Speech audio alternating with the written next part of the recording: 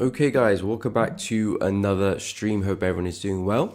As always guys, if you're enjoying the content, please be sure to subscribe to the channel, like the video, hit the bell, and of course check out the Discord channel to Elevating Traders. Link to that is in the description below. You can also find it at the top of the chat. Join discussions, share ideas. If you're looking to see what other people are trading, you can find that out there. You can find updates regarding Elevating Traders as well. I share some of my ideas there as well. And share my opinions there as well. So if you are interested to join the community, share ideas, see what other people are trading, check it out. Links in the description to that.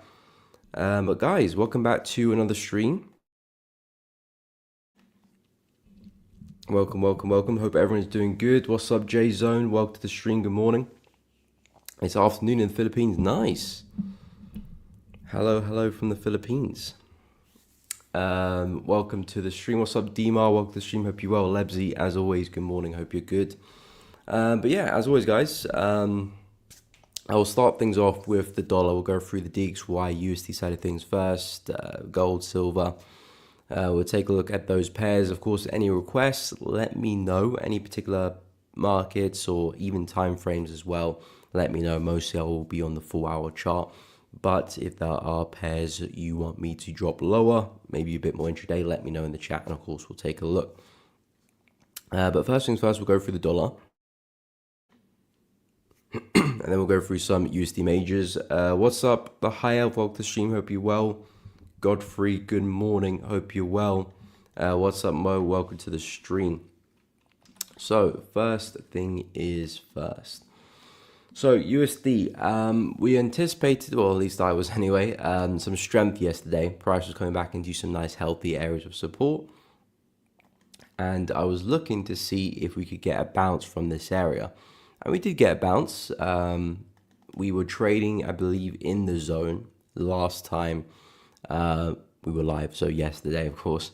And then price did manage to react with that. We did see a nice bullish move. However, didn't really get going.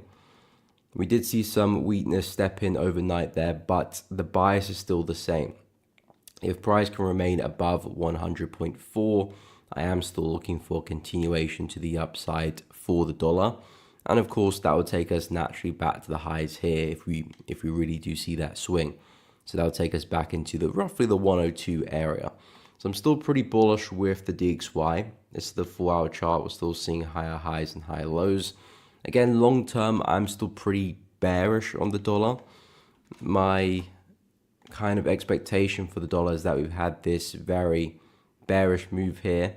I'm simply looking for the correction of that. Preferably, I'm looking at this kind of 50 area here on the fib, which lines up pretty well with that range there, 103, 104. Ideally, would like to see a retracement kind of into that area potentially before we do continue this bearish journey. We've taken out some major lows here. The market's pretty overextended. So I don't really want to be shorting at these prices anyway. This is major support. I would expect a lot of buying pressure at these areas. So I'm still having that bullish bias. But I do think the bigger move is going to follow back to the downside. So anticipating a little bit more strength for some long-term weakness. So that's kind of how I'm looking to tackle the dollar right now. And of course, as I've highlighted, we're still putting in some bullish structure.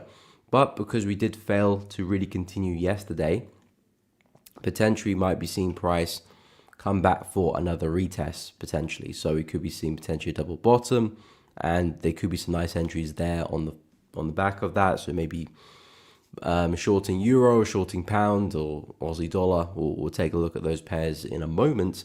But that's kind of what I'm favoring there for the DXY. If we were to break through and continue to the downside, then of course I will relax that bias, especially probably if we get below this trend line here as well as below that resistance level. That would put me off the trade, and perhaps maybe dollar is going to be bearish sooner than expected, and maybe we just kind of drift back to the lows there. But for now, still very bullish, still above that kind of 100 level. I think that's a pretty significant level of support, and as long as we remain above that, I still do expect some strength to come into the market. So temporarily, I am bullish here with the dollar. Going over to Euro USD, basically the same situation. I'm bearish with Euro USD, expecting to see a push down. I do think, again, long term, we can still see more upside. It's the same situation, basically. If I whip out the fib from the low to the high, You can see the 50 lines up pretty well with that range there. That's kind of the area which I want to see euro pull back into before perhaps maybe we do decide to continue to the upside. We've taken up major highs here, so this is not the area which I want to be buying into. Not only have we had a very intense bullish move that has stretched the market quite a lot, but we've also taken up major highs. So this for me is kind of bearish territory.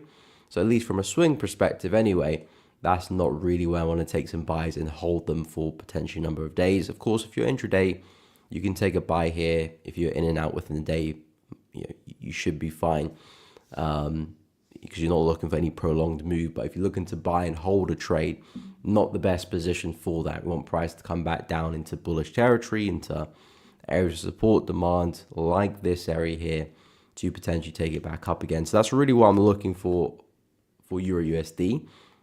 And of course, since then, we've had this bit of a decline there. And I'm looking for that to continue, essentially. Price just missed out on some resistance just above us here. This was the level I was speaking on yesterday. That would be nice if price could retest that. Or did we? Okay, maybe we just about spiked into it. Yeah, I'll give that. We just about spiked into a pip. So it was a nice reaction yesterday off that level. I thought we missed it there. But no, price just about tested that level. Nice reaction yesterday. Again, I still think we have room to the downside back into these lows. And again, potentially back into the zone, which I just highlighted on the weekly chart. So if you're looking for an entry for that, ideally a push back to resistance would be the best. So you can get some stop losses above the high here. And of course, that'll put you in a better position to maximize your risk reward as well. Should we see that swing back into support, well, you're positioned very high up, a lot of room to the downside to capitalize on, and you can keep your risk fairly small in terms of the stop loss as well.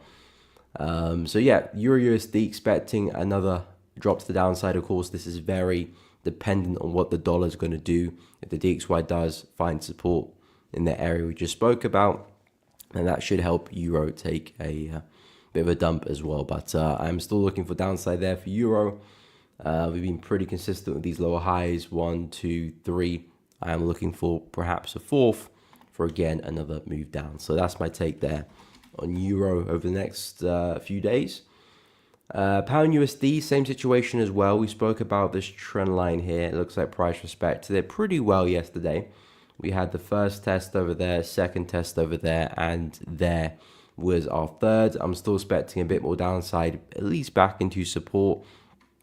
Again, my take for Pound USD is very, very similar to my take for Euro USD in terms of I do think the longer term move is likely to be to the upside for Pound as well. But at the moment, we're really struggling at resistance here. You can look to our left, massive move to the downside. Price is now revisiting that area again. And you can see for the past 3 weeks, 1, 2, 3, we've left a lot of wicks there to the upside. Fairly quite exaggerated wicks there. So it's a key sign to tell us that Pound is struggling at these highs. And perhaps the market could be getting ready for a move down. Of course, this week's candle's still live, so I'm not really going to take it into consideration how it's looking. It is Thursday, so we are coming to the end of the week. But it's still live and could still look a lot different. The key thing is that resistance is still holding. So I do think there's still more downside for Pound USD. Of course, if we do rally and break through the trend line and that zone, I'll be mistaken and I'll look to reanalyze and perhaps maybe we see a big rally. But for now, I do like the shorts. So in terms of entries for Pound, again, ideally you want price to be at that trend line, at that resistance. So you kind of want to see price push back into that area. If you want to find some entries to swing it back down, I wouldn't really be looking for entries in this kind of area just because my stop loss will be a bit more vulnerable. If I have a stop loss up there, very easy to get spiked out and see price continue in my favor. Whereas if I can get stop loss above the high here, of course, I'm not immune. I could still get wigged out and price could still continue in my favor. But price has to work a lot harder to do that. And if price was to get there, it probably is a situation where we're breaking to the upside anyway. So I would just have a much safer stop loss if it can be around that area rather than some highs here. But yeah, that would be a nice place for a short. And again, expecting a push back into support there. In terms of for dollar CAD, we had a nice bounce for this one. I spoke about price coming back to retest the channel basically. So we had the resistance there, retest the support. Price did a good job earlier. Not earlier. I was going to say earlier this week. It was actually a couple of weeks ago we had the breakout. Or was it last week? Yeah, that was actually last week. So yeah, nice breakout last week out of that descending channel. Price has been looking very, very fatigued, very tired. Again, when we're moving in this descending channels, ascending channels, they're a very good sign of a market that is tiring and potentially getting ready to reverse or at least pull back substantially. And that's kind of what we've had here with dollar CAD. I'm still very bearish as a whole in the market. I think long term, we've still got room to the downside. I'm looking at these major highs, 1, 2. I'm looking for a third one to form. I'm looking at support here, and I'm looking at support here as potentially areas which we could pull back into and continue selling. And of course, targets naturally back down at the prior low. But yesterday we spoke about the retest here because I still do expect more upside. You know, if I'm expecting price to sell from these areas, well, we've got to get there first. And price has done a pretty good job at respecting that prior high and used it as support pretty well. Nice rejection on the 4-hour chart. So again, naturally, I do think dollar CAD still got room to rally. But as soon as we come back into 1.405, I'll start to change that bias and start to look for some shorts. And of course, if this area doesn't really hold and doesn't really give me the price action I'm after, then I do have that zone slightly above it. So these are the big swings I'm looking for dollar CAD, not too far away. In terms of the buys, unless you're already in the position, I think this the ship is sailed there unless we come back down to retest it. And I don't think this is the best place for entries anyway. But yeah, dollar CAD, I think we still got a bit more upside left. Aussie dollar looks like it's struggling at the highs there. Again, not the cleanest price action you ever see. We had this ascending channel, which price looked like at one point was going to break to the downside, but failed. Had another rally to the upside, but looks like it failed at the highs again. I still do think Aussie dollar has that room to the downside to drop. I'm still very bullish long term with Aussie dollar. I want to see price come back to these areas here, 0.625, anywhere between 0.62 and 0.63 really. But this is kind of the zone I'm looking for price to push back into to potentially try and catch a higher low and see if I can swing it back into resistance. I'm looking at potentially a big inverse head and shoulder pattern. There's your left shoulder, there's your head, there's potentially your right shoulder, and of course, expecting a lot more upside from then onwards. But really what I like about it is the V-shaped pattern. Strong sell, strong buy. Typically, we look to continue in the favor of the buys there. So, Aussie dollar, very corrective. I think there's still room to the downside. Difficult to short. I'm not really seeing any good opportunities to short this one. I spoke briefly about some shorts at the high there. It seemed to play out pretty well, but I wasn't looking for any entries. And I definitely not looking for any entries at the moment. So, yeah, Aussie dollar expecting a bit more downside, but I am very keen on the buys. Ends the USD, nice reaction yesterday. We pushed back down as well. So it looks like we're struggling at the highs there too. Again, I still think the bigger move for ends the USD is still to the upside. So I'm looking to see if we can come back down and have a deeper test of some of these levels here. Potentially maybe a double bottom could entice me to a trade there. Again, I'm not as much of a fan of ends the USD as I am of Aussie dollar, but if I see really good rejection there, I probably will have a go at this one because I am very much looking at this kind of price action here as just a correction for price to continue that momentum. So very, very bullish on this one. If you can see some really good rejection at the lows, basically at that zone, that to me looks like a nice trade for a big swing. And of course, targets naturally back at the highs. And expecting new highs after that as well. In terms of gold was very bearish yesterday. Nope, that's silver. Gold was very bearish yesterday. Pushed to the downside very aggressively, took out the lows, and we were expecting that. I believe we were trading around here yesterday, and I said I do think price is probably going to fall. Because we did fail to make higher highs over here. It's not like price is coming from new highs.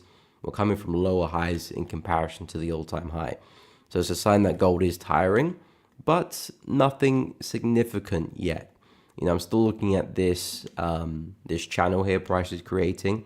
I'm still looking at this resistance here as well. I think if we could see a nice shift in momentum here, this actually could be a really nice place for a buy for gold, and potentially at least swing it back to the midpoint of the range, which is this line here, potentially back to the high of the channel, and of course potentially a breakout to the highs and beyond as well. Gold for me is still very much a bullish market on the higher time frames. This potentially could just be a retracement for us to continue.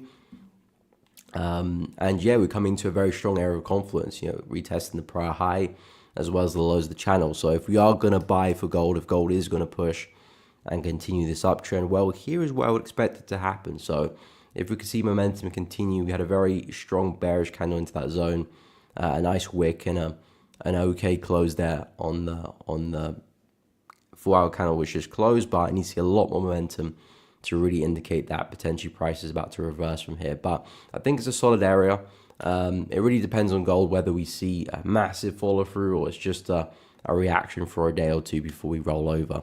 Either could happen there. It just comes down to how you want to manage that position. But I think this is a nice area to keep an eye out for some longs. And then on to silver, which again, not a big fan of. I suppose we've come back into support, so it's not the worst place in the world to take a buy for silver, because essentially this is just consolidation to me. So I wouldn't really do anything here with silver, to be honest, other than look to buy and call the bottom and call the tops. I'm not a big fan of the price action on silver as a whole. It's just a very, very corrective market. If I zoom out, you can see what price is doing. It's just incredibly flat, so I wouldn't do anything with it, to be honest. I do think long-term silver is likely to take out these highs and continue, but just difficult to find some entries to actually trade that, or at least that fit my plan anyway. But yeah, it's at support well. We could rally from there. Personally, I'm looking at 29 and 31 as areas where potentially if we could pull back into, I'll be more interested to find some buys. At the moment, I feel like we can catch a nice reaction, but I wouldn't be looking for anything crazy. Maybe back to some areas up here. That might be a decent trade there. But yeah, that's about it for silver. Just staying up to date with the price action, but not really looking for entries until we at least get back down to some of these levels. So yeah, that's kind of where I'm at with the USD pairs. Where was I? What's up, Jonathan? Welcome to the stream. Hey, Sculpey, what's up? Hope you've been well. Has been a while. I've been doing good, man. Hope you're well. Good to see you on the stream. Lorda, good morning. Hope you're well. welcome. Labsy looks like we might be pricing lower on New Zealand CAD. I'm bearish short term. Excuse me. Like price to get retest yesterday's highs though. Okay, interesting shorts. Okay, I'll go through New Zealand CAD. Yeah, we've had a bit of a rally, but price looks like it's struggling at resistance. It's had a bit of a reaction. But yes, I will go through New Zealand CAD. AC, thoughts on pound CAD, sure thing. We'll take a look as well. Lorda, yes, we'll definitely take a look at the JPY pairs. They're looking very interesting. We've seen a lot of downside to them recently, and I'm wondering, is that going to continue? Sage Trader in gold, buy from 31.33.85. Whereabouts is that?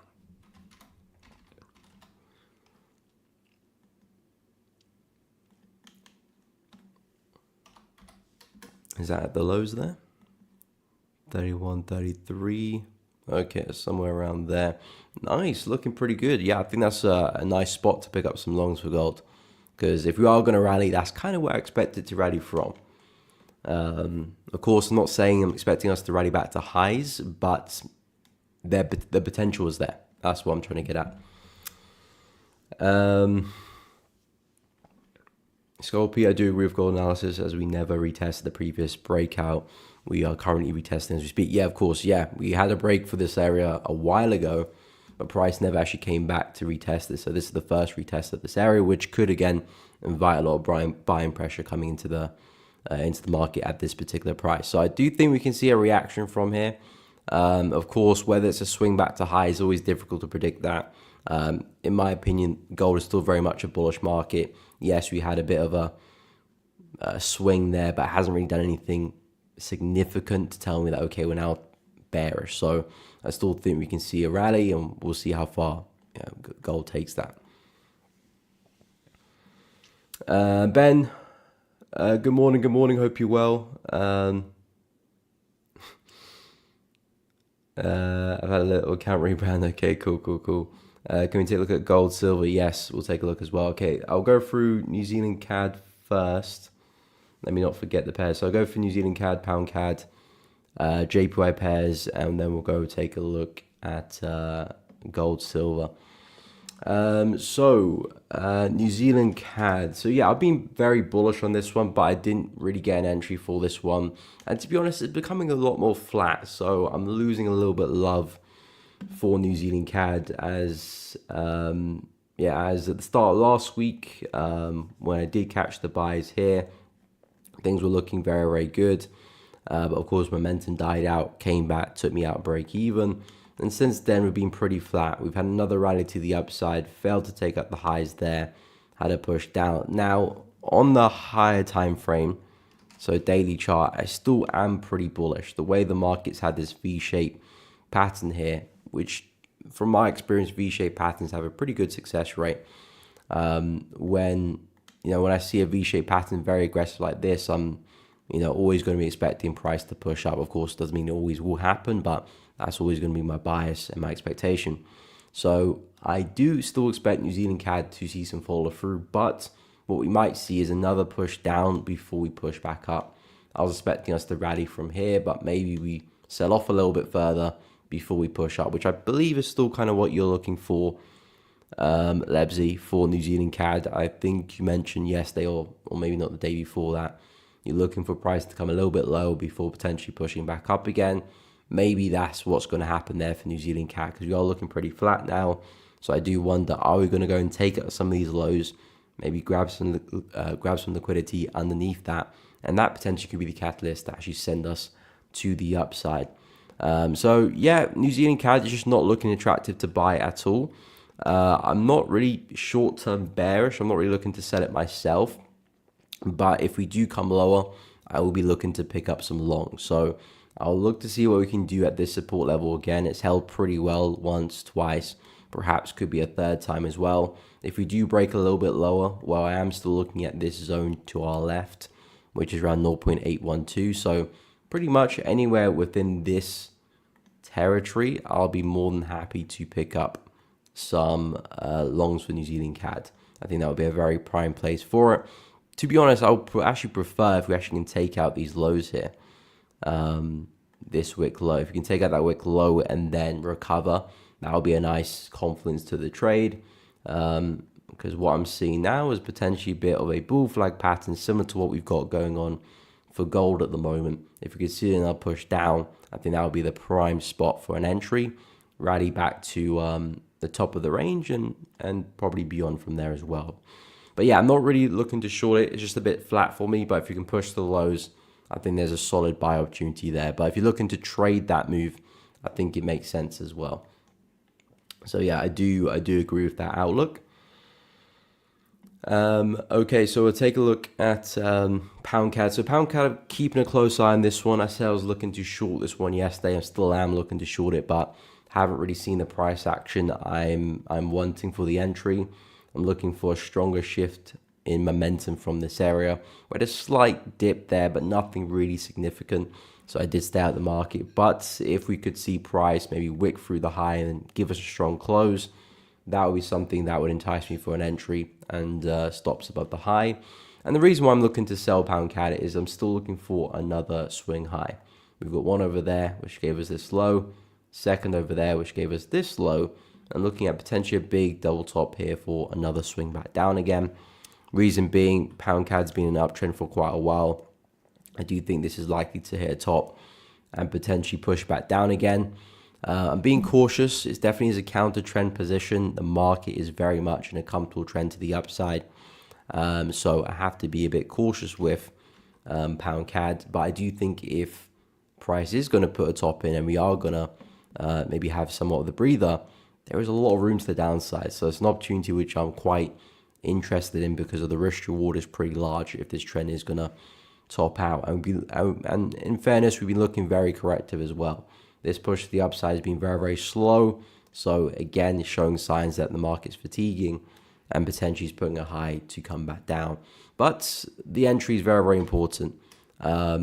So that will, of course, invite me into the position. At the moment, we have a strong close down the 4-hour chart, the last 4-hour candle close. So nothing there for me. But if momentum can shift, maybe spike through the high, that would be a nice touch if we could do that as well, and then come back down pretty hard. That would be a nice entry, and then yeah, I would look to take price back down. So that is still very much my my plan there for pound CAD. If price was to, of course, break through the level and close above and perhaps retest and start to continue, well, that would definitely invalidate my bias, especially if price takes out the high to our left here. Then I will back away at that point. Pound CAD is likely going to push back to highs and probably see some new highs there as well. So perhaps some intraday buys probably look like the best play there. But for now, that's kind of what I'm interested in with pound CAD. In terms of the JPY pair, so I'll go through a couple of them, and then I'll go through silver and gold as well. Stephen, dollar yen, yes, we'll take a look at dollar yen as well. Rachel, good morning, hope you're well. Certainly can't complain, life's good, that's what I want to hear. Scalpy, good. Let's keep it that way. Got a free USD, okay, I'll add that to the list as well. But I'll take a look at GJ and dollar yen. So with pound yen, we've had a pretty bearish 24 hours here. Price has been pushing down pretty well, but it's at an area where we're coming into support again and potentially some buyers can come back in. Now, I actually am still very much long-term bearish on pound yen and some of the other yen pairs as well, but we have broken some rules, which is price has closed above the high here, and that has invalidated that bearish structure. And we had this swing over here, which created the low. Then we had the lower high there, which created the new low. Then we had another lower high, which created another new low. And I was looking to follow this bearish structure. However, we have, of course, just about closed above, and that really does break the rule. If price does close above structure, it's technically a break. So I would no longer be expecting price to continue. It doesn't mean we can't do, but according to the way I read the market, this does lower the probability of us seeing this move. So I would move on and focus on another opportunity. But what it does mean is that potentially we've got a break structure to the upside, which could mean that pound yen's got some more room to run to the upside. And as we do push back into an area like this, I think this would be a nice place for a buy. Not only is price potentially filling a bit of a gap there, we're retesting a prior high. We have pretty good consistency with these higher lows. 1, 2, kind of 3 with that low there. 4, 5, and potentially 6 there as well. So I would suggest that this would be a nice area for a buy anyway. And that could take us back into resistance and probably further as well. So with pound yen, I think this is a smart place for a buy, 193.77. It looks like momentum is slowly tiring, how the candles are getting smaller and smaller. So it looks like potentially this could be a nice place for a buy. I think hourly chart, we still need to see a bit more of a reaction to indicate that, okay, momentum shifted. But I think it's a very sensible area for a buy. And we could go very far off this, swing back to the high there. If you can enter on the hourly chart, probably be a very good risk reward, 1 to 2, 3, 4, 5 potentially. And there is room above us as well. Price could push potentially back into the next high over there at 198,500. That could be the next big target for pound yen. So at the moment, pretty bullish here from a kind of an intra-week perspective. I think long term, the move is still likely to the downside, but because of the break of structure, I would only be interested in those longs there. Dollar yen, same situation. Again, long term, I do think price is likely to fall. I'm looking at shorts kind of around this area here. I'm looking to see if price can potentially have a slightly deeper test of that zone before we do sell off. We've got one major high over there, beautiful move. Second high, another good move, looking for a third high. and potentially a push back down again, because I do expect this support level to break long term as well. But dropping to the 4-hour chart, we have, of course, seen some bullish structure as we've come from the low there. So, of course, we've got the initial test of the level of support, creating that low. Nice rally to the upside, creating a new high, higher low, higher high, higher low, higher high. And now price has come back into support there again. So, again, similar to pound yen, we've come back into the prior high. We've also got the gap there, potentially, which price hasn't quite filled yet, so it might still spike a little bit further down to go and do that. But if we could see some rejection here, more wicks, a strong shift of momentum, a strong close, a strong bullish candle close, that could be a lovely place for an entry, and anticipating another higher low to take it back to the high, and then maybe a bit further as well. But I think targets back at the high makes the most sense. So, yeah, dollar yen, I think there's still room to the upside. With the yen pairs, I'm kind of still looking for a bit more yen weakness. So I think at least from a kind of for the rest of the week, I think we can still see a bit of a bounce there for the yen pairs and a push higher. Some yen pairs definitely look better than others, but dollar yen, I'm looking at support here. I do think we can potentially push to the upside from that area. So that is my take. I'll go through more yen pairs shortly. I'm just going to go through a few more requests. Okay, so let's take a look at gold against silver. When's the last time I looked at this one? Probably over there.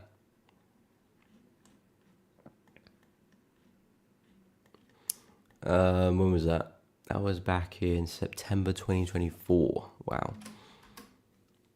Time flies. Anyway, gold, silver, what do we have here? So, of course, prices okay, so we have looked pretty bullish. Of course, that makes a load of sense because gold, of course, has been rallying like no tomorrow, seeing new all-time high after new all-time high, whereas silver's being incredibly flat. So that break to the upside makes a load of sense. Now things are becoming a bit more flat. That makes sense as well. Gold hasn't really gone anywhere for the past couple of weeks now. And yeah, silver's still pretty flat as well. So I guess we're hitting a bit of a plateau there. So potentially you could be looking at some retracement here. So if gold, silver was to potentially drop here, that could mean one or two things. It could mean that potentially silver could be gaining a bit of strength against the gold, which means maybe silver has a bit of a rally and maybe gold stays a bit flat or just rallies a lot slower. Or it could mean that they both drop, but gold just drops a lot harder than silver, which I think might be the case, to be honest, because I feel like gold needs that retracement. And it should come down quite harder because it's risen a lot harder as well. Whereas silver hasn't really gone anywhere for a while. So if it is going to push down, I wouldn't expect it to be massive. But the truth is the same with the opposite. If they do rally as well, I feel like silver's going to have a much bigger rally than gold because silver hasn't done anything for a few months, whereas gold has. So if they were both to rally, silver should do a little bit more damage. But I think the key thing here is that the market is really struggling at the highs. So naturally, I do think we can see a push down. So whatever happens, there's a good possibility that gold is going to be a bit weaker than silver. So whether they are going to fall or rise, I'm expecting silver to be the stronger one. And where can we pull back into? Well, there's a massive level of resistance demand here, which I think will likely to come back and retest. Just looking at the nature of the market, it is a very, very choppy market. It does tend to rally quite well, but when it does push back down pretty hard. Every time a new high is created, we do kind of relieve ourselves. So as prices had that massive rally through this high, I do think now we're likely to push down into this low here. Maybe price finds support and rallies again, but we can speak on that sometime in the future. But in terms of my bias for gold, silver, I do think we're likely to see a push down. Drop into the daily, of course, we're pretty flat right now. We've got some support here, prices hanging on to, somewhat of a head and shoulder pattern there. If we can break through that support, that will of course give us the green light to actually probably see that retracement. But yeah, at the moment, still kind of wrestling with support. We might have another rally to the upside here before we drop. We don't necessarily have to drop right now. I think that's a key thing to get across, is that at the moment, price is actually doing a pretty good job at respecting support. So potentially you might even see another rally to the upside, but what I would expect to form would be another high, another push down. So I'm expecting this move here, but it might happen in like a week or two. So be prepared for that as well. But I think in terms of the bigger move, I think there's a great chance that gold, silver does drop rather than it pushes back to new highs. So if it does rally again, I would expect it to come right back down. If it does break through suddenly, well, then I'm expecting the push back into 92, 91. So that's kind of my take there, gold, silver. I think some downside is likely there. In terms of Euro NZD, so this one is looking pretty bullish. I think NZD is a little bit weak, or maybe more so Euro is quite strong. I think Euro and Pound are a bit strong right now. But yeah, nice rally to the upside not really this morning, is it? It's from yesterday into this morning. We are pretty consistent with these highs here, so I wonder potentially could we form another one. Now, the way I see price is that we'll be moving in this descending format for quite a while, which again typically does mean price is probably going to break to the upside. Whenever I see a descending channel or an ascending channel, especially after a nice drop or a nice rally, I am getting ready for price to reverse through that. That's always my expectation. Of course, it doesn't happen 100% of the time, but I always would expect price to push on. Now, it is in favor of the trend as well. I did say for Euro NZD, I'm still expecting us to come back and test some areas down there, but we might potentially rally first, put a high in, and then come back down. I wouldn't expect us to keep, I wouldn't even look for a short there with the way price is moving.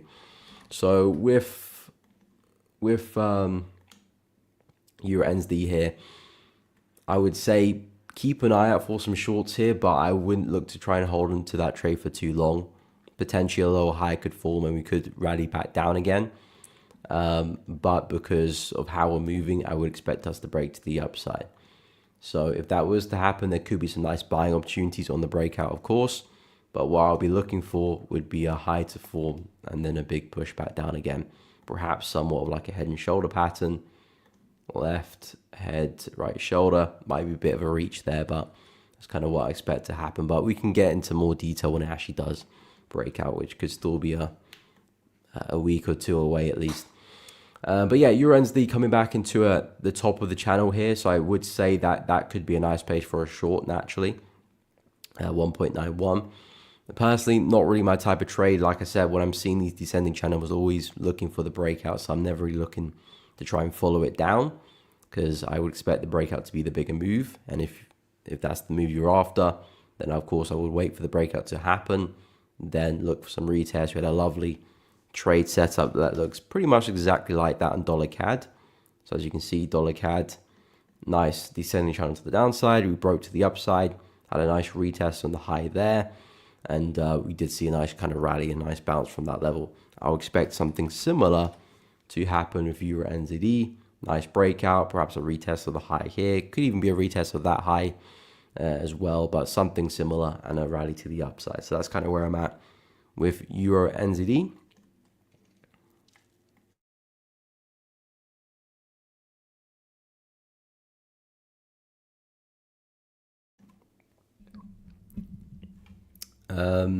So yeah, hopefully that made sense. I will go through some more of the yen pairs. So that's the guy looking to go long on dollar yen, waiting for momentum on the hourly chart. Yeah, I would agree. I think it's coming into a nice place for a buy. No problem, Lebsy. Happy to help.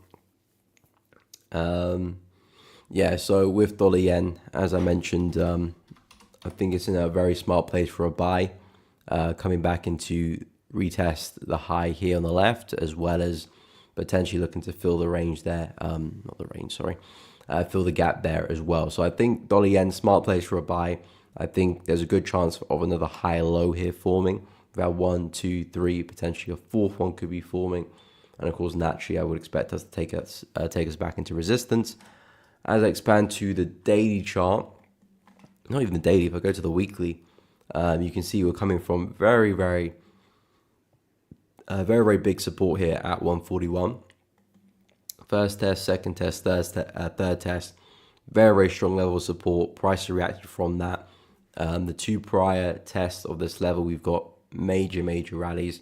So I do think a push back into a zone like 150 is a pretty reasonable expectation there for dollar yen, and we've already done most of that anyway.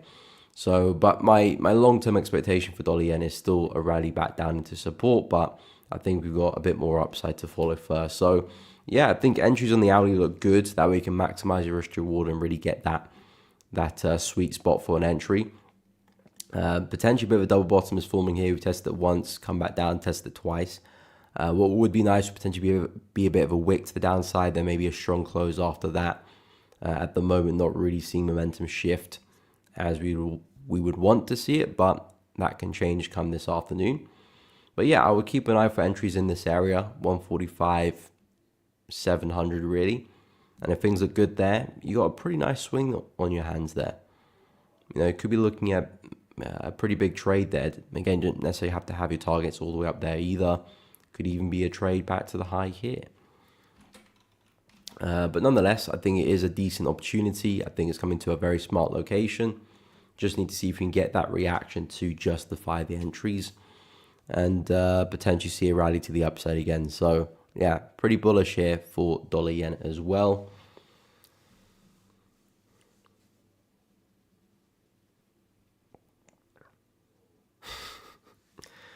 No problem, Scott. I've just been trying to improve myself and also my trading ready for what's to come.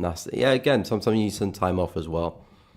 Sometimes you need some time off to work on other things as well, because although trading is great, you know, there are other things in life other than trading as well.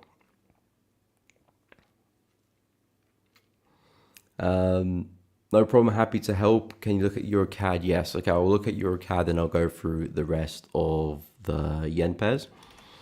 EuroCAD. So yeah, it's been interesting with EuroCAD. I mean, I'm focusing on pound CAD, which is a very similar pair to EuroCAD. So that's kind of where my attention is personally, because I don't really have a good read of EuroCAD. I think we've had a lovely move to the upside, but I am looking for some downside. I think the bigger move for EuroCAD is likely a push down.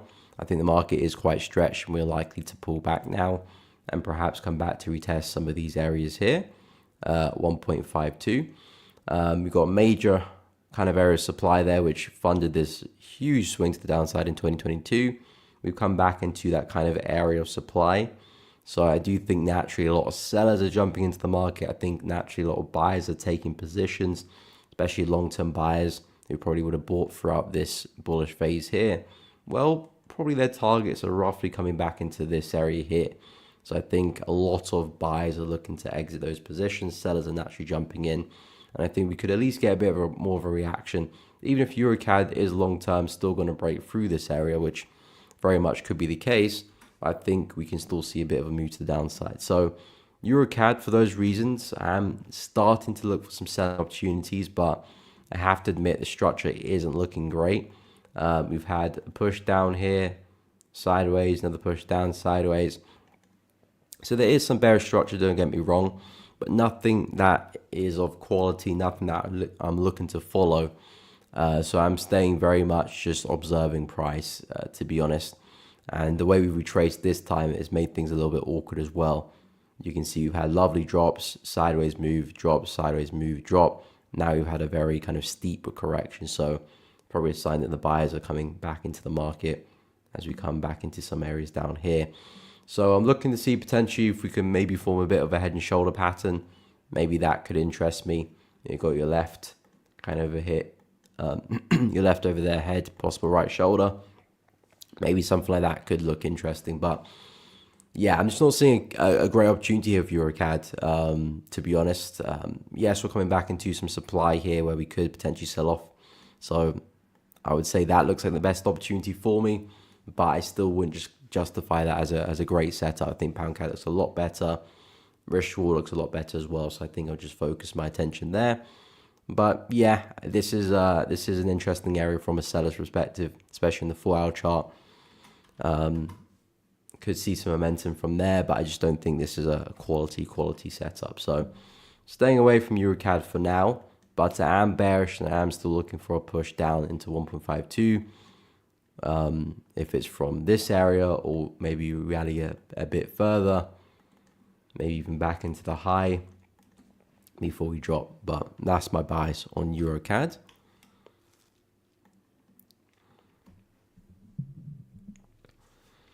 So yeah, hopefully that made sense on EuroCAD there. Julius, welcome to the stream. It has been a long time. Hope you're well. Welcome. Appreciate that, Lauder. Guys, don't forget to like the stream. Yeah, guys, if you are enjoying the stream, please be sure to like. Appreciate it, Julius. Please be sure to like, subscribe to the channel. It does really help out. It does help get the content out there as well. So if you can do me a favor, liking the stream, I do really appreciate that. Subscribe to the channel and of course hit the bell too, so you don't miss out on any streams or uploads in the future. Lauder, can we take a look at Aussie CHF? I'm no longer sure about my bias. Okay, we'll have a look at that one for you. Blessing, good morning. Euro Yen and JPY basket, please. No problemo. We'll take a look. So Aussie CHF, yeah, I've been pretty bullish on this one. I've been looking to buy it. I wasn't a buy last week, but was trailed out for a break even there. Unfortunately, price just came back to hit my entry there. But we have since rallied since then. Now we've had a bit of a drop this morning. Altogether, it's a very corrective move, so it's not really anything spectacular here with Aussie Swiss, I must admit. Very corrective move, and of course, the market as a whole is still bearish. I've talked a lot about the buys for Aussie CHF, mainly because we're coming from all-time lows, of course. And if we look at the history of the price action, every time the market does make a new all-time low, it does have those sharp recoveries. So I do expect the same again. However, the market could still drop again before that recovery does happen. Doesn't necessarily have to be now. So with Aussie CHF, I think regardless on a bias, I think a smart place to look for opportunities if you are looking to short would be around here. I wouldn't be looking for such a big swing because, like I said, we're coming from all-time lows. I expect the bigger move still to be to the upside for Aussie CHF. But because of how correctively we are moving and the fact that we haven't really seen any major bullish momentum just yet, if we continue being very corrective, well, as we tap into this area, which again is where all our momentum came from, I think naturally we'll probably see a reaction. Now, like I said, I don't expect us to come all the way back to lows. I think we'll have a little bit of a reaction, maybe something like that, which then develops and gives us a bigger move higher. But again, still could be very much worthwhile. And of course, I could be wrong. Maybe we do swing back to the lows. But I think it would at least be a worthwhile reaction. So Aussie CHF, I still do expect more upside. I'm not really seeing a great opportunity to buy. Maybe if price comes back and fills the gap there, maybe retesting the high there, that could be a possible place for a buy. We'll see what we do and react from there. But if you're looking to sell the market, I think on paper that looks like a really nice level to sell from. We just need to see how price gets there and of course how we react. But I think that's definitely a smart place for a short. The fact that we haven't retested it yet as well looks good. But yeah, I just don't expect us to continue falling forever there. I think we're likely to put a higher low in afterwards and then push higher. There might be some buys here, which I'll keep an eye on for, but the price action isn't great, so I'm not overly keen to try and trade it, to be honest. But that's kind of where I'm at with Aussie CHF. In terms of Euro Yen and the JPY basket, so like I said earlier, we have seen a little bit of strength come in for the JPY, the currency itself, and of course the yen pairs have acted accordingly. I'm not looking to short Euro Yen anymore. I have been, but we have lost some major confluence which has put me off shorting the pair, which is the break of structure. If I zoom out back to the daily chart, you know, this is our last swing high, which of course gave us this most recent swing low. And if I'm going to continue that bearish structure, I don't want to see price take out the prior high, which is just about gone and done. And because we have done that, it does invalidate the bias. Not necessarily the bias, it invalidates the structure. We could still sell off, just because price breaks structure doesn't mean we're guaranteed to push higher. But what it does do is it does put me off any sell opportunities for myself. So with Euro Yen, I'm no longer looking for that big swing. I still think eventually we are going to see it. Perhaps we have a test of the highs here before we do sell off. But at the moment, I'm looking for Euro Yen to put a higher low in and push back up again. Kind of continuing this bullish structure here. It's a very, very messy price action, but that's kind of what I'm looking for on Euro Yen now. No longer looking for that big drop. Market's been pretty consistent with these higher highs and higher lows. I'll be looking to see if we can kind of slow down, perhaps become a bit more corrective, see some more wicks, potentially put a higher low in and swing it back to highs, and again, maybe another drive further as well. So Euro Yen, I was once looking for that big short, but now I'm not really liking the opportunity anymore. So staying patient with Euro Yen, but now coming back into bullish territory, I think we can bounce from there. In terms of the Yen basket, almost the same situation. I don't believe we have actually broke structure of the Yen basket completely, have we? No, we just missed it. So technically speaking, the Yen basket hasn't broken through structure, but again, it's not looking likely to continue with the way the market has put all these lower highs in. 1, 2, 3, 4. I'm actually looking for a fifth for, again, price to continue that structure and push back down again. So yeah, Yen basket not giving me a lot of confidence here. I feel like as we approach supply, kind of lining up pretty well with support there on the daily chart, which now we flipped as resistance. I think that's a smart place to be looking for a short and potentially seeing the next bearish leg there for the Yen basket. So I think excuse me, I think the Yen is looking good to be the Yen basket is looking good to be sold. So if the Yen basket does drop there, that means Yen is going to be weak again, and that should cause a bit of a rally to the Yen pair. So Euro Yen, Pound Yen, Dollar Yen, of course, USD will have a say on things, but if Yen's going to be weak, there's a good chance that Dollar Yen's going to push up. So yeah, that's kind of what I'm looking at for the Yen basket right now. Another lower high here forming anywhere between 67.70 and 68.40, anywhere within this kind of area.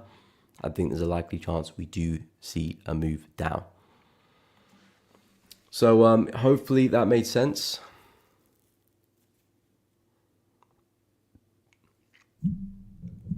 Okay, I'll go through gold, Harry, no problem.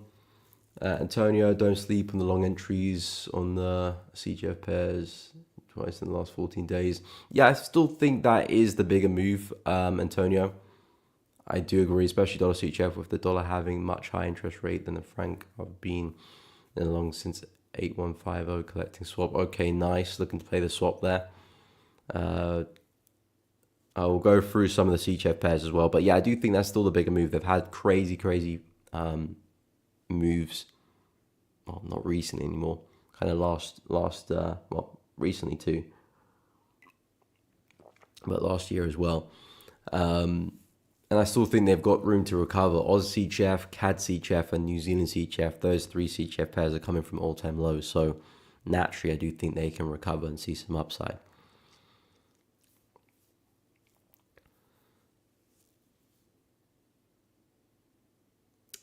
Julius, okay, take care, Sculpey. Have a good one, my man. Much love, peace out. Hopefully catch up with you soon. Yeah, hopefully see you again in the stream soon. But take care, my man. Have a good one. Julius, we'll have to hear something of your trading. How do you transition to full-time trading? A few nuggets about some stuff you wish you knew earlier in trading part. Appreciate you. Yeah, I'll probably just say in terms of what I would like to know, or what I wish I did sooner, was probably just stick to one style of trading. Because looking back, I can realize that strategy isn't that important, or at least what strategy you trade isn't that important. The importance of strategy is just how you get into the market and how you get out. The real thing you need to prioritize and focus on is being good at that strategy. That's literally it. Whether you're using something very, very simple or complex or whatever, you just want to become very, very good at it. And that's going to be the difference between profitability and unprofitability. Doesn't really matter what you're trading, become good at that. And the only way to become good at that is to review your trades. Back testing is great, and I highly recommend everyone back tests and collects data and understands how to use the strategy. But when you actually do trade it, it's a whole different ball game. And I've learned probably a lot more from reviewing past trades than actually reviewing back tested trades. And that's just because when you're back testing, the conditions are different. When you're taking trades live, there's a lot more going on, and a lot more going on with yourself too. That when you look back, you can learn a lot more about yourself and your instincts as a trader, and of course, your trades as well. So my advice would be to stick to one style and just get good at that. You can always add new strategies later on. You don't want to be hopping from different strategies, or trying this or trying that, or try and combine this. My experience is normally a waste of time. Just focus on something, get good at that, and make sure you journal and review your trades, and that will propel you very, very far, a lot quicker as well. And like I said, if you do want to learn more strategies and add more advanced strategy, that's completely fine. But you need to learn how to walk before you can run.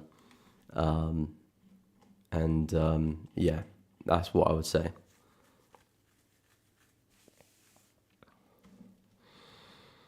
BTC, we'll take a look. No problem, Ahmed. Good morning as well, Antonio. I hope you're well. Okay, so I'll go through some of the CHF pairs. I'll take a look at gold first, though. But yeah, I think gold is in a smart place for a buy. I think from a 4-hour perspective, I probably want to still see a bit more momentum. If I could see a strong close, probably above that bearish candle there, because that's where we had a very strong drop there. So as you can see, price was moving quite sideways, and suddenly, boom, massive bearish candle. If we can see a price rally and close back above that, basically telling us that all that momentum has kind of disappeared, I feel like that would be a very smart place for a buy. Very, very smart place for a buy, and entries like so. I would say initially targets back to kind of the median of the channel. I would say that's probability wise a very good chance of price getting to, and then we can go from there, because on paper gold can potentially rally back to highs and new highs as well. So we could go very, very far with gold. We're still very much in a bullish climate. Who knows, maybe you're going to push and rally and go and hit 4k. That could be the situation with gold. Equally, maybe this is gold performing a bit of a top, and maybe price is going to start to rally off or hit the channel and rally off as well. So that could happen too, and that's where your management comes into play. Whether you go to break even or secure partials or trade a stop, that's come down to your management plan and how you want to manage your trades and what you're looking for. Maybe you're only looking for like a very quick position, maybe looking for a long-term position. All of that depends on the trader itself. But in terms of a smart place for an entry, if you're looking for a long, I feel like this is a really nice place to keep an eye out on, because not only are we retesting prior structure, which we had a lovely break a few weeks ago, this is the first time we're retesting. We're also coming back to the lower end of that channel, and I like the way prices got there as well. So really nice place for a buy. I'll still wait for some more momentum to really confirm things that, okay, the buyers are really stepping in and we are likely to have a reaction. But in terms of location, very, very happy with that. And again, like I said, on the daily chart, trend is still very much up. No significant break of structures or momentum really. So the buys still look like the best play. And yeah, we'll see how far that goes. So yeah, hopefully that made sense with Gold, I will go through some CHF pairs. We'll take a look at dollar CHF as well. And we'll take a look at BTC as well for Ahmed. No problem, Julius. Happy to help. So yeah, in terms of some of the CHF pairs, I do think there's a lot more upside to be had. I've been looking at trying to buy Aussie CHF. I was buying Aussie CHF, but I did get trailed out there. I'm looking to see potentially if I can jump back in. Potentially something like this does interest me. I have to admit the structure is quite corrective, so the entry has to be very, very good for me to jump into anything, because we are becoming a little bit loose now. I still think this is a nice place for a short, but again, I still think the bigger move is probably still to the upside as well. So as we come back into this area, which was really strong support, held price quite well, but of course we had that massive sell-off there, and price has not come back for a retest since. So I do think when we get there, naturally we'll probably see a bit of a reaction, hence why I expect price to push down. But again, we're coming from all-time lows. I do think there is more recovery to be had. So I think buys are going to be the longer term play for Aussie CHF. But of course, with every longer term play, there will be some selling pressure involved. It's not going to just be a straight line to the upside. I think there will be some nice sells to be had as well. But buys is what I do agree in terms of the bigger move. New Zealand CHF as well. We've come back from all-time lows here too. If I zoom out, you can see every time price does create a new all-time low, we do springboard to the upside. So I do think New Zealand CHF, again, it is due another push to the upside. How big of a move, I'm not too sure, but I do think price can still see a lot more upside for New Zealand CHF as well. I was looking for a test of support here to find some entries at the start of the week. I was hoping we can consolidate, push down into this level, and then buy. But that didn't really pan out how I wanted to. Price had a swing back to the high. Looks like it's failed at the high and we pushed back down. Perhaps there might still be some buys at this area. But I have to admit, I'm not as much of a fan of the longs as I was at the start of the week. And at this point, I think I do prefer Aussie CHF, to be honest. Dollar CHF is a weird one, because although I do think CHF can still see some weakness and the CHF pairs can recover, dollar CHF I'm also bearish on as well. USD I'm bearish on as well. So it really depends which currency is going to be the weaker one. Is it going to be USD or is it going to be CHF? With dollar CHF, I still think price can actually get back to support down there longer term. I do think we can have a bit of a correction first, but I do think longer term price still has room to the downside to drop. So I'm not really eager looking for a big swing for dollar CHF, because I do think the bigger move is down. I do think there's still room for us to retrace into, but that's kind of what I do expect to happen longer term. I could be wrong, but that's the direction the trend is flowing in the higher time frames. Still major support for us to test. We'll see, still seeing price break lows and continue. Still seeing price respect highs as well. So that's really what keeps me bearish there for dollar CHF. So yeah, I'm pretty bearish on this one. Levels where I'm looking to sell, this being one of them at 0.86, and this being another one of them as well, around 0.88. So for dollar CHF, I still think there's upside on the table here. We've come back to retest some really nice structure to our left. So if we can respect this, I feel like that's a nice place for a rally. But then I do expect us to push back down, to be honest, as we come back into these areas. 0.88, I think that's a great place for a short. 0.86, I think that's a great place for a short as well. Of course, it does depend how we respect these areas, how we get there. It's not a situation where, okay, price does get there and now I'm just going to short straight away. Absolutely not. Price has to get there, develop well, see some good confirmations for an entry, and then of course we take it from there. But yeah, dollar CHF, this is what I'm looking for, which does contradict my analysis with some other CHF pairs, but we'll have to see. We'll have to see. And again, don't get me wrong, this bullish move here to get there is still a big move in itself. You know, if you're long down here and you can trade it back to 0.86, 0.87, 0.88, I think that's still still a massive move to be had.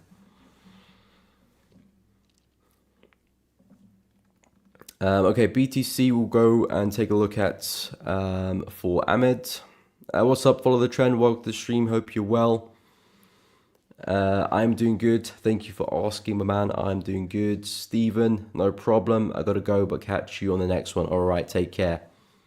Hopefully, see you tomorrow. Someone late, have you covered gold and potentially moved, potentially more downside? I have gone through gold, but I'm actually pretty bullish, at least from where we're trading.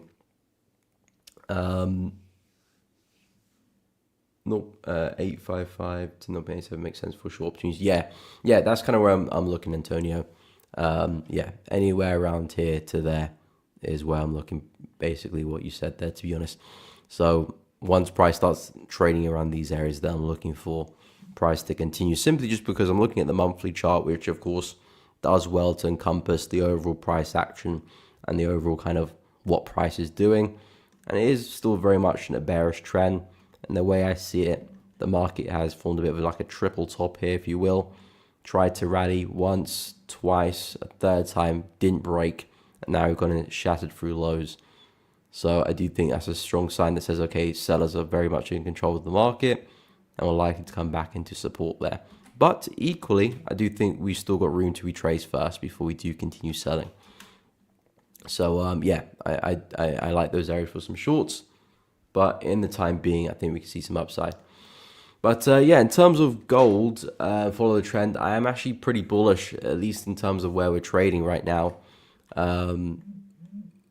Gold for me is in a very bullish area. Actually, let me go to Oanda. Gold for me is in a very bullish area, and I do think this is a smart place for a buy because gold is still in a bullish trend. You know, we haven't taken out any significant market structure yet. You know, looking at the daily chart, still seeing higher highs and higher lows. Prices come back to retest the prior high over here. We'll come back into the low end of the channel. You know, this is still very much bullish territory. So if we can respect this area, naturally I expect price to bounce anyway. Then the question is how far? You know, how far do we go? Is it just going to be a slight reaction for us to keep falling? Is it going to be where gold starts to rocket again, flies back to highs, and maybe we see new all-time highs? I think either or is as likely. I think gold is still pretty stretched, so I do think sooner or later gold is going to have a pretty big drop to the downside.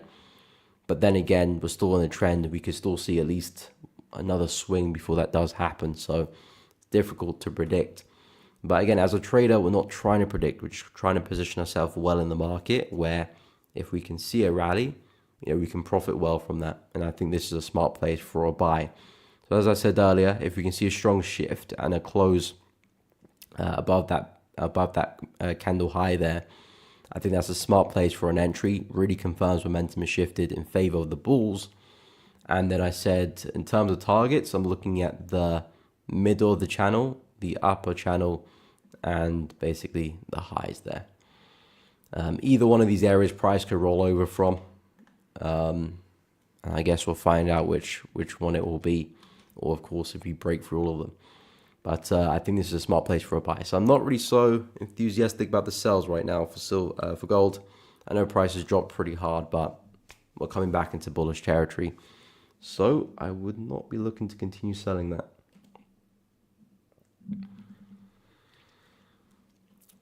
But hopefully that made sense. I'll go through BTC. I completely forgot about that, didn't I? What's up, Yusuf? Good morning, good morning. Hope you're good. I'm well. Thank you. I am well. No problem. Follow the trend.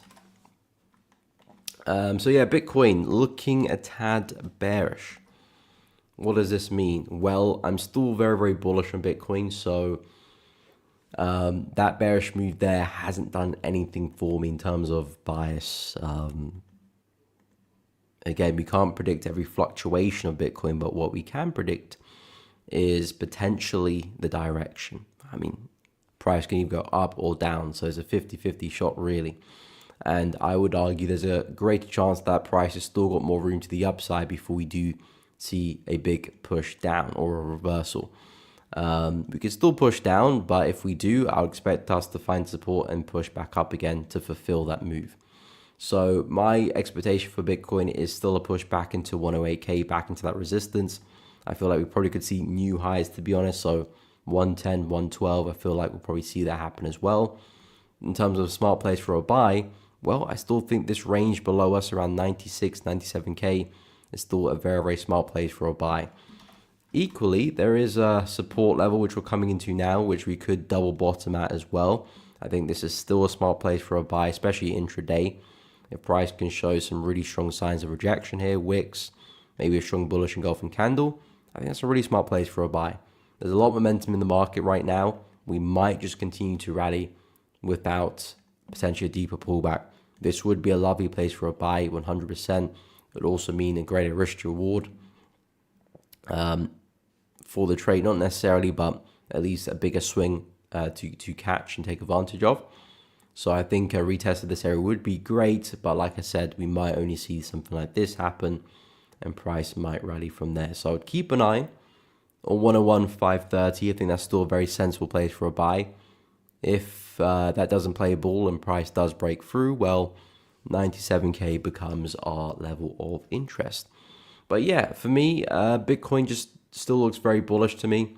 We broke out this channel a while ago, and we haven't really looked back since there. Clean continuation of that momentum. Sideways, another clean break to the upside. Now a bit sideways again. Not seeing any significant selling pressure coming to the market. No bearish structure at all. Onwards and upwards for Bitcoin would be my expectation.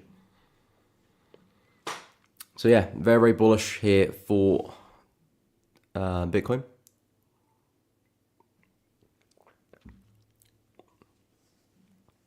Paul, what is up? Hope you're well. Been waiting for an entry on the 4-hour time frame for a few days in CHFJY. Looks like you get in for a buy. What's your thoughts? Okay. Well, I am looking for some weakness. More weakness for the yen. So I do think the yen pairs as a whole still have room to push to the upside. CHF, one of them as well. I think CHF might be weak too, but I do think yen will probably be the weaker currency. But in terms of a buy, it depends on your horizon, Paul. Are you looking for a buy for a big swing trade? Are you looking for a buy for an intraday move? What's your take on this one? How long are you looking to hold it? Because there's clear to see that we've got major resistance just above us, which price, of course, is finding it very, very hard to break through, which is kind of what's got us moving sideways.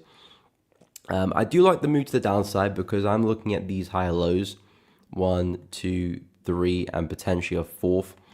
The market's had a bit of a flush to the downside last time. We've since rallied. Now we've gone through a similar move. Potentially do we rally from that as well? I would argue I think we're more likely to do so. So I do like what I'm seeing here with Swiss yen. I think this is a smart place for a buy, but I wouldn't be looking to try and take it past resistance here. Yeah, that's clearly where price is really struggling to break through. I think a trade back to that level makes sense. Any further, I would at least look to secure some gains at that level. So if I do have, targets beyond that point, I would definitely want to pay myself when we get here, or at least remove risk. So if price does respect it again, which there's a good chance we do that, I'm not in a position where I potentially could take a loss in that position. Worst case scenario, I'm out at a break even. So yeah, I think Swiss yen is in a nice place for a buy. I still think yen is likely to weaken, which could help fund this move to the upside as well. But yeah, we are in bearish territory. We're coming back into resistance here, struggling to break the highs. We're in this kind of area here as a whole too. So I wouldn't be looking for any prolonged moves here with Swiss yen, which is what I'm trying to get at. I think, yes, from a 4-hour perspective, we look good. Hourly perspective, we look good for a buy. But as soon as we come back into 175.5, 176, I'll be looking to take profits there. So in trade, I have a trend line.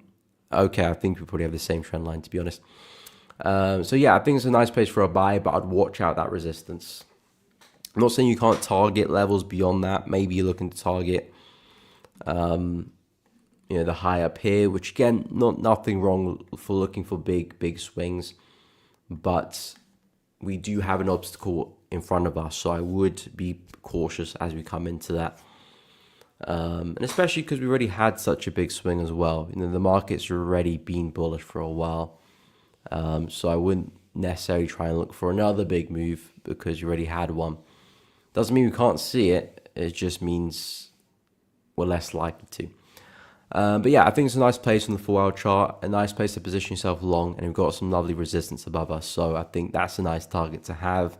If you are looking to push the trade further, like I said, either move a stop loss to break even at least, or maybe close some partials there. But that's up to you how you wanna manage that. But yeah, I think it's a smart place for a buy. I do agree with that. Like I said, with the yen basket, I do feel like we still got room to the downside. Ooh, wrong one. I still feel like we got room to the downside. So if that does come into fruition and we do see price actually make that move, well, then yen weakness is going to come into play, and that should help Swiss yen push up. But this is what I'm looking for in the yen basket. We've got one high, second, third, fourth. Looking for a fifth in that area, and again another swing back down. So that should help out CHF JPY. No problem, Paul. Happy to help. But that's my take on the Swiss. In terms of the USD pairs as a whole, like I said, I am looking for dollar strength to come into the market. I do believe we've got some news this afternoon. I think, is it PPI? I will be live again later today with Trader Nick on his channel, so do look out for that stream later on at 1:45 UK time. Probably cover the news there. But yeah, we had a bunch of news releases this morning, Euro, Pound, and then in the afternoon, yes, we do have PPI for USD. Also a speech from Powell as well, so that should be interesting. And tomorrow got JPY GP growth rate, housing permits as well for USD. So yeah, we'll see what that impact has on the USD. But like I said, I am still expecting for dollar strength myself. Still looking for something like this back to resistance. So pairs like Pound USD, I do think there is room for a bit of a drop for this one. Euro, I think there's room for a bit of a drop for this one as well. Aussie dollar, I think we can come lower with that one too. And the USD, I feel like we can come lower with that one as well. So as a whole, USD markets, I do think we can drop. In terms of the indices, I'm very, very bullish on them now. We've seen some very impressive momentum breaking structure here, like it wasn't even there. If I whip out the 200 moving average as well, you can see we left that in the dust. This is the NASDAQ, by the way. So yeah, I think for the US indices, price is likely going to continue to rally. So I would be looking at pullbacks, some intraday pullbacks, and just trying to pick up some long opportunities and trying to see if I can hang on back to the highs there. In terms of opportunities, there's two areas which look really good to me right now. This area being the first one, a nice brief range before we got a nice rally to the upside. If price can come back and retest that area, I think that's a great place for a buy. And then of course you got this area here as well, filling the gap, retesting some structure here to our left. And I do think this lines up pretty well with the 200 on the daily chart. If I shift to the daily, yeah, that probably does line up pretty well with the daily 200 there as well. So the confluence is stacked pretty nicely with those two levels. And like I said, targets back to where we came from at the all-time highs there. It's been a very sharp recovery. We took out structure there. This is now making things very, very bullish for me on the NASDAQ, and things are looking very high probability as well. So yeah, pullbacks and onwards. If we do get some strength for the USD, perhaps that helps fund potentially a retracement, which I think is necessary if we are going to find this opportunity. So hopefully that can help us out. But I do feel like the bigger move is still to the upside. S&P, same situation as well, pretty much. Price comfortably about the 200 moving average, simultaneously breaking through structure to our left there as well. So again, for the S&P, I think we're on a one-way ticket back to the high of 61.32. In terms of areas where we can look to try and find some entries, we are coming into one now. If the market is going to be very, very bullish and just continue to push, well, then I'm probably looking at price respecting this zone. Nice brief range, nice rally to the upside. We very well could respect this area and rally from here onwards. I probably want to see a bit more rejection there, maybe a double bottom or some more wicks to really indicate that this level is holding, but I think that's a smart place for an intraday buy, and at least trade it back to the highs there. If we could see price retrace a little bit deeper, that would be magnificent as well. You've got the consolidation here, the gap, the rally to the upside. Then of course I feel like this would be a smart place for a long, and again a push back into resistance there as well. Might kind of react with the 200, although slightly above it. But similar situation, I do think we can push back to the all-time highs. Dow Jones is a little bit more tricky because we haven't done either of those. We haven't broken through the 200 and we haven't taken out structure here. So in the Dow Jones case, we are still coming back into resistance supply. But just in terms of correlation alone, S&P, NAS, US 30, 90% of the time do the same thing. Of course, there will be times where maybe they're a bit out of sync. But in terms of the general trend of those markets, 95% of the time, they're pretty much in the same direction. Maybe one is slightly bullish or slightly bearish than the other.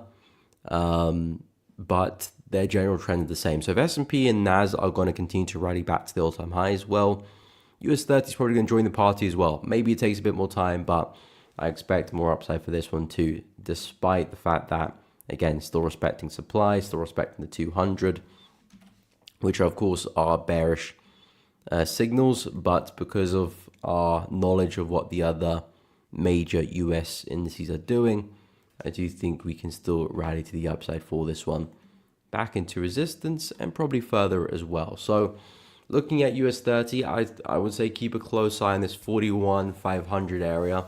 Not only are we going to potentially fill the gap, but retest some structure there to our left.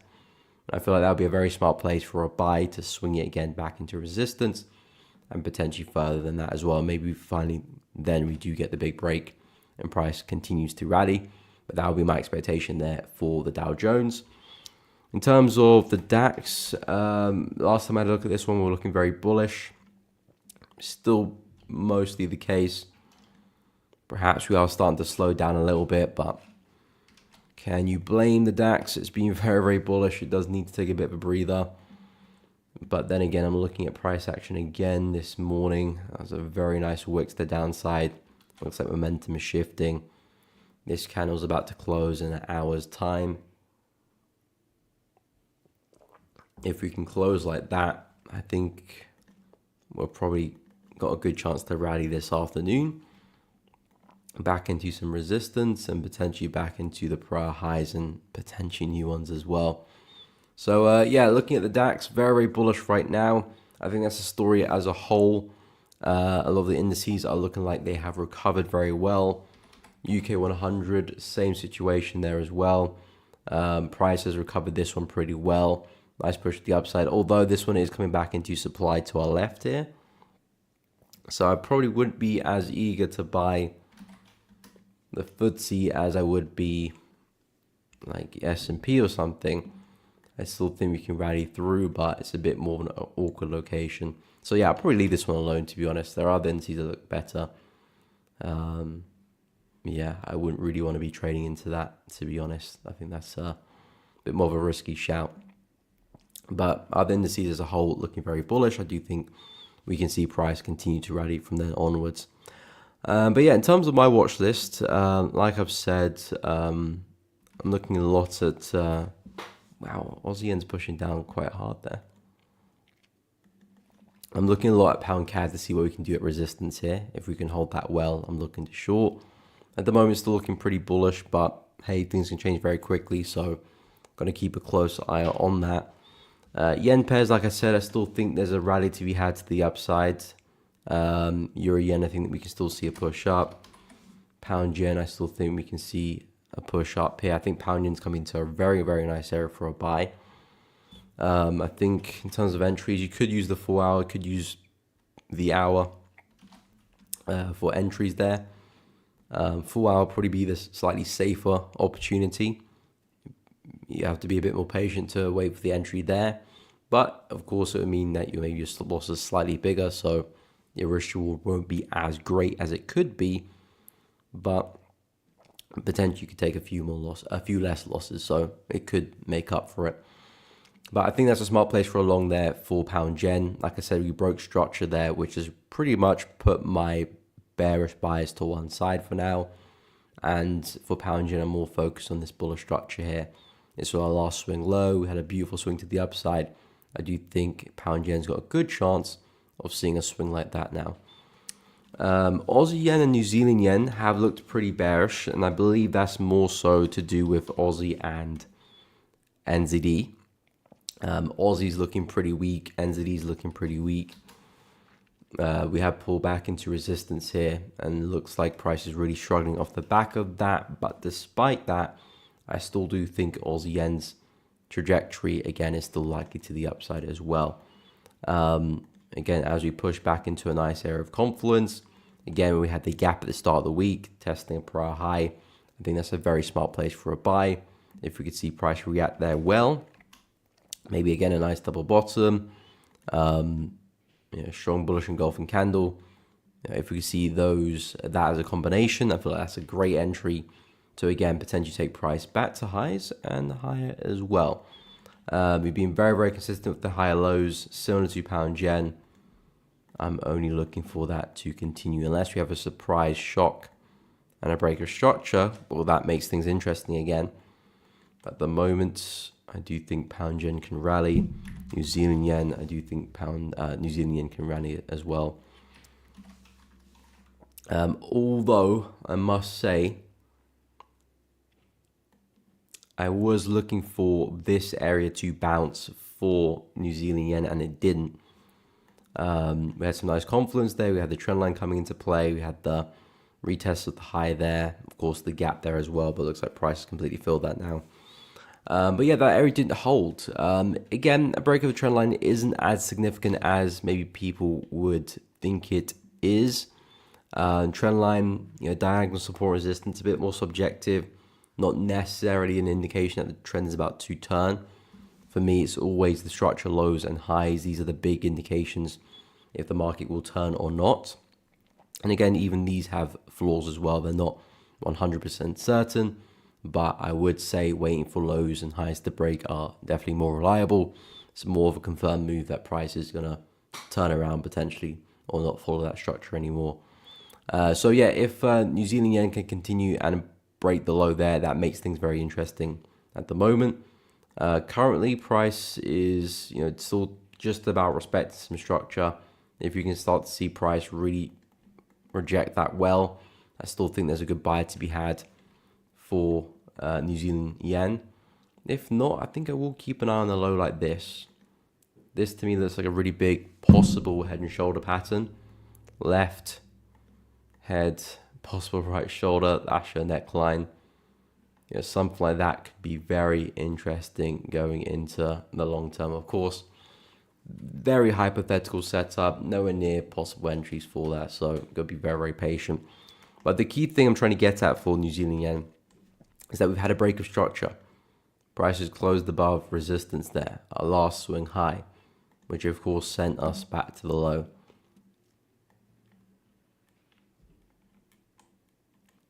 So in my book, that has made me pretty bullish there with New Zealand yen, and I'm not looking to short it anymore. But I do think the bigger move is still to the upside here. So waiting for price to come back to a more premium area for a buy, which would be the low here. And then that's where I think we can get some nice long-term buys. Here, I think it's a good buy as well, but I wouldn't try and take it past resistance there. Just because the market's a bit more tired and we're looking a bit more fatigued.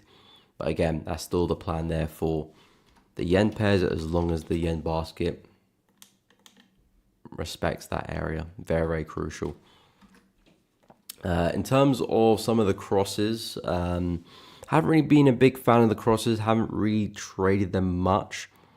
I'm keeping an eye on them. Pound NZD, last time I looked at this one, we were looking a tad bullish.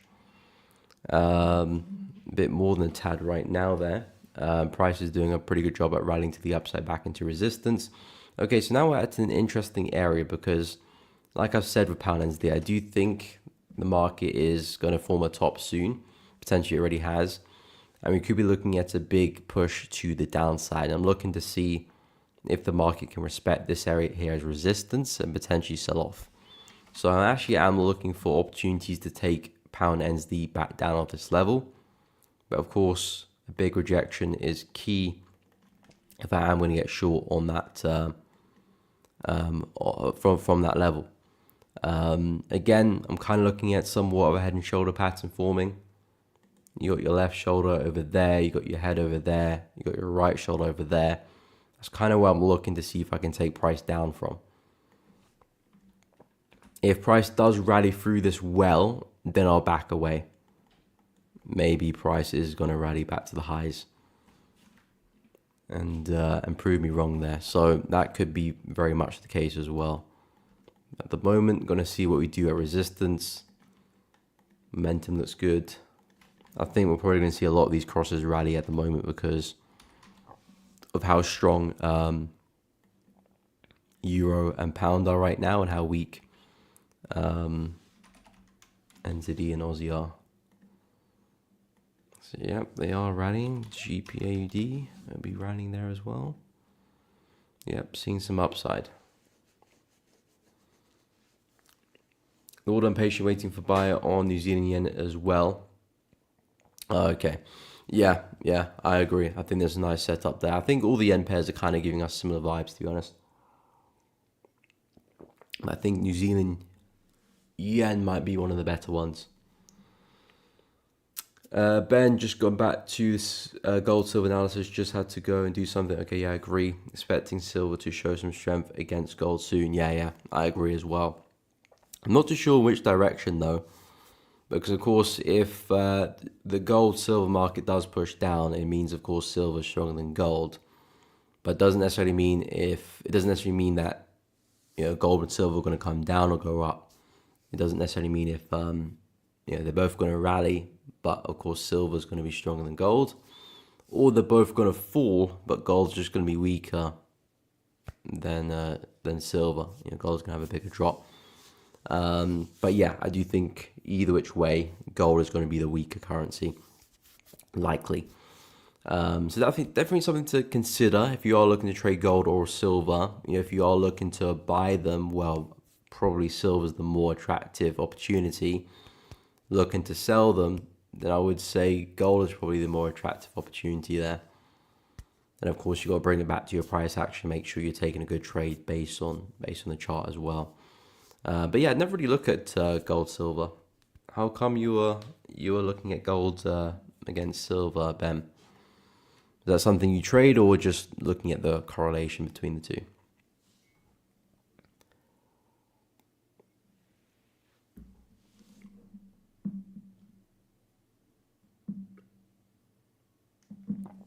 Personally, I've never really. Well, I have looked at the market a couple of times, but probably just requests from the show.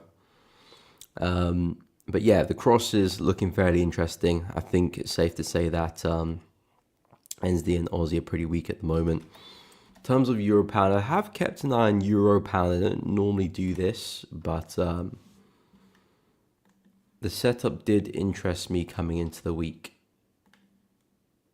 The retest of the level here, which hasn't really played ball, we haven't really respected. But I'm also considering the retest of this area here as well.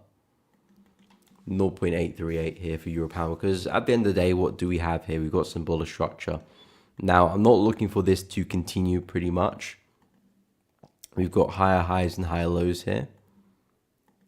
So I'm not necessarily looking for us to put a higher low in and continue back to highs, although that could be the case. I think euro pound's a very choppy pair, so very rarely am I trying to look for continuation of a trend just because it doesn't trend that much. So there isn't much to continue.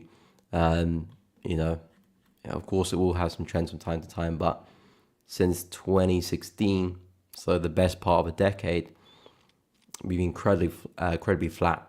Trying to look for continuations here in this type of market hasn't been fruitful.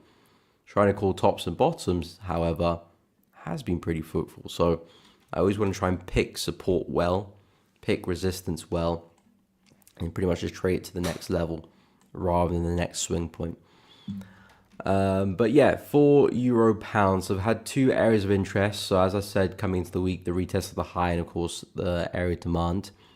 The retest of the high hasn't played ball, so it looks like the demand level below is kind of what I'm waiting for price to get to now. Then again, I'm going to see what price does when we get there. The reason why I like the setup is because we had a lot of momentum here, so it's a strong area of demand.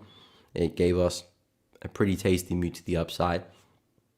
And secondly, we've had a very corrective move down. So it's giving us the characteristic of a market that is in an uptrend. You know, strong drive to the upside, a corrective retracement, another strong drive to the upside, a corrective retracement. I would say the odds do lie on another push higher. Whether it's going to take us back to the highs or maybe halfway before we come back down, I have no idea.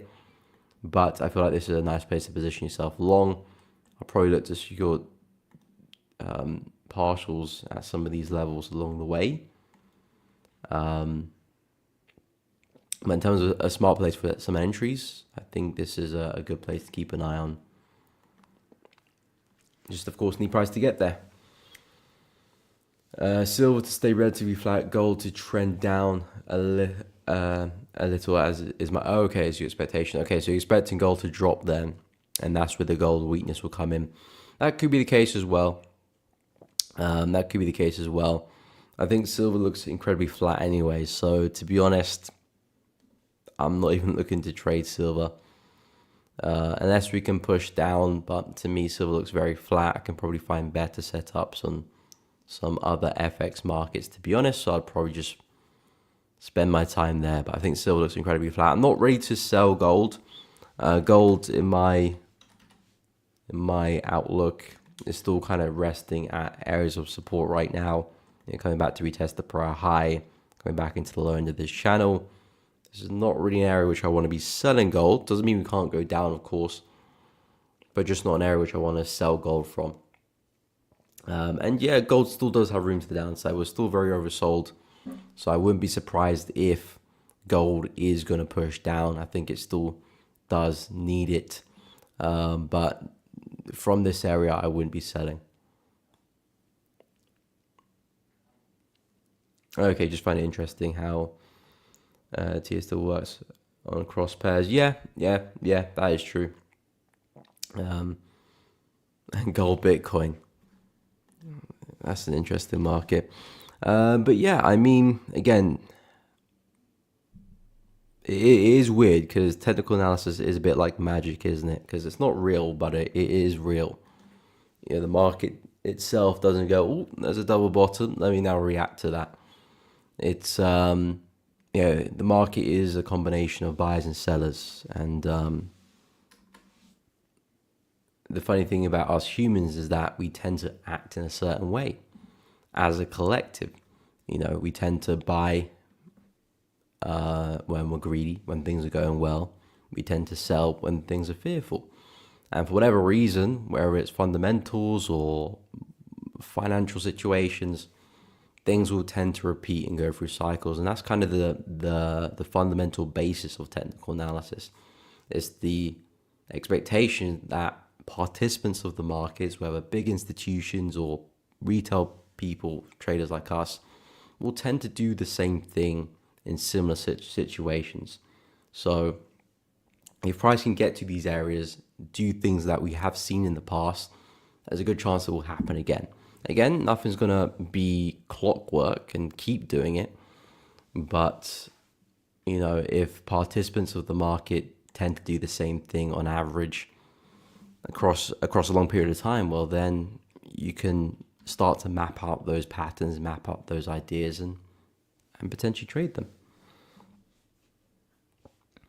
Why are you talking like that, bro?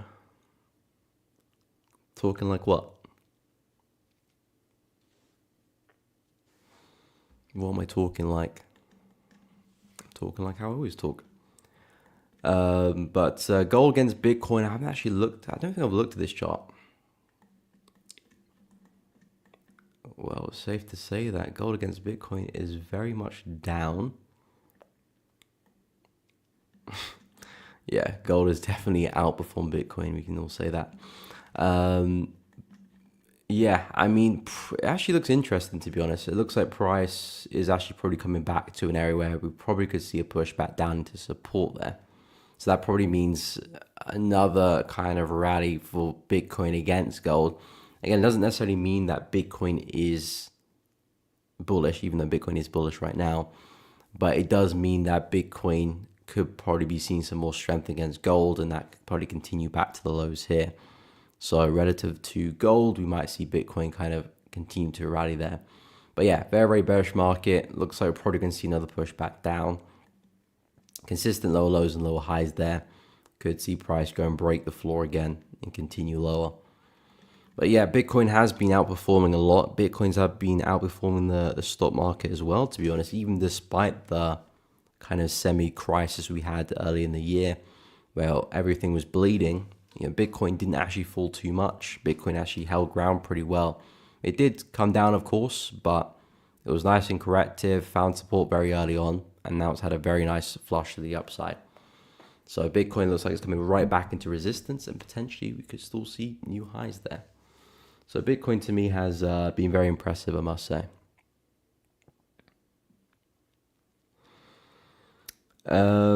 Yusuf, look at Euro USD pound Jen, gold on the 15th. Since the morning I've been trying to mark out this morning, but I feel like I can't find any good one. And again, if that's the situation, then there probably isn't a good trade there, Yusuf. Of course, I will go through the pairs for you, but my number one tip is if you're spending the morning trying to look for a setup and you're just not really seeing a good level or a good setup, then there probably just isn't a good setup. Good setups, at least when you start to gain some experience, aren't really difficult to spot. It's normally something that you would see on your screen within the first kind of minute or two of looking at that chart. If you're spending 5-10 minutes still trying to find a setup, it probably isn't a good one. And that's fine. You don't have to find a setup every day. Some mornings are just going to look horrible and not give you a good setup. That's completely fine. So don't feel like you're doing something wrong just because you haven't seen a setup. Otherwise, you're going to try and force trades and force ideas, which don't really make sense. But yeah, I'll go through Euro USD on the 15 there for you. So yeah, on the 15-minute chart, we had a nice sell yesterday. I still think there's more downside to be had for Euro USD, but again, this setup here is more like an hourly 4-hour chart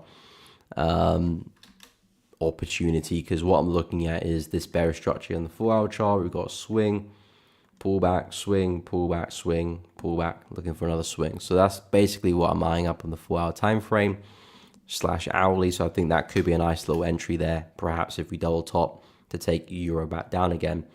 From a 50-minute perspective, things do get a little bit more tricky. I mean, I'm kind of looking at this like a bit of a head and shoulder pattern, left head, right shoulder. Definitely not the most orthodox pattern in the world, but I do feel like that's kind of what we're getting now. The way price is moving here looks very, very corrective. So I do think sooner or later we might drop through this. But in terms of a good opportunity on the 15, what I would like to see is, because I'm expecting price to come back down here. So what I would like to see would be a nice follow through, and then I'll try and get in the next high. Because like I said, this is kind of like a makeshift head and shoulder pattern. We could still rally to the upside at that point. But if we do see another drop and price does clear out lows here very well, well, then the next pullback becomes quite high probability for another drop to the downside, back into lows, and maybe back into the target down there as well. So that I would say would be a nice trade in the 15. Overall, the market's pretty bearish, zooming out. We've been dropping for quite a while, so predominantly want to focus on shorts anyway. But yeah, from a 50-minute perspective, clear the lows out. I think that would be a really nice place for a short. And then I'll expect more downside from that idea. Pound USD, pound Yen, gold. Okay, I'll take a look as well at those. Does gold and BTC move in the opposite? No, not really. I'd say they're bought for. the same reasons. Maybe gold is a little bit more favored because it's a long-term market, but I would say they're predominantly more positively correlated than negatively.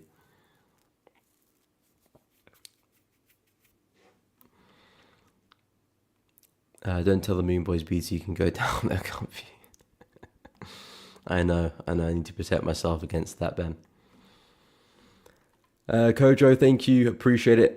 Thumbs up. Thank you. Love from Ghana, West Africa. Big up to yourself as well. So yeah, guys, if you are enjoying the stream, please be sure to drop a like on the stream. It does really help out, promotes the content, helps with the channel. Subscribe to the channel if you want to see more of the content as well. I will be live again tomorrow. I'm live every weekday, 10 a.m. to 12 p.m. So if you are enjoying the content, want to stay tuned for it, want to see more of it, pop in, come say hi. But yeah, appreciate it, Kojo. Really appreciate it. But yeah, that's kind of my take on Euro 15. Pound 15, probably be something similar. Again, if I drop to the 4 hour, kind of look at my overview of the market, which is I still think more downside is likely. I'm still looking at these highs here, 1, 2. I'm looking at potentially a third there to bring us back into the low. So I still do have a pretty bearish bias for pound USD. In terms of opportunities on the 15, that's where things get a little bit tricky because, again, I would say price action looks a little bit tricky here. I think a safe opportunity, again, with pound would be something similar to euro in terms of waiting for price to show continuation, then a pullback afterwards. I mean, this could be the first high. We've had a nice push down. This could be the correction. So maybe some shorts back at the high here. Could be a nice double top entry for a short. I would suggest that this would be the safer idea because now we've got established bearish structure on the 15, high, lower low, lower high, lower low. So some retests of maybe some lows here could look good for a trade. And again, there's still room to the downside for us to target. You could try and anticipate some highs here. Like I said, the slightly more risky, slightly more aggressive trade. Something like this is a bit more conservative. But in terms of direction, in terms of structure and ideas for setups on the 15, this is kind of what I've got at the moment. In terms of pound yen, I like pound yen to the upside. I wouldn't be looking to try and buy on the 15.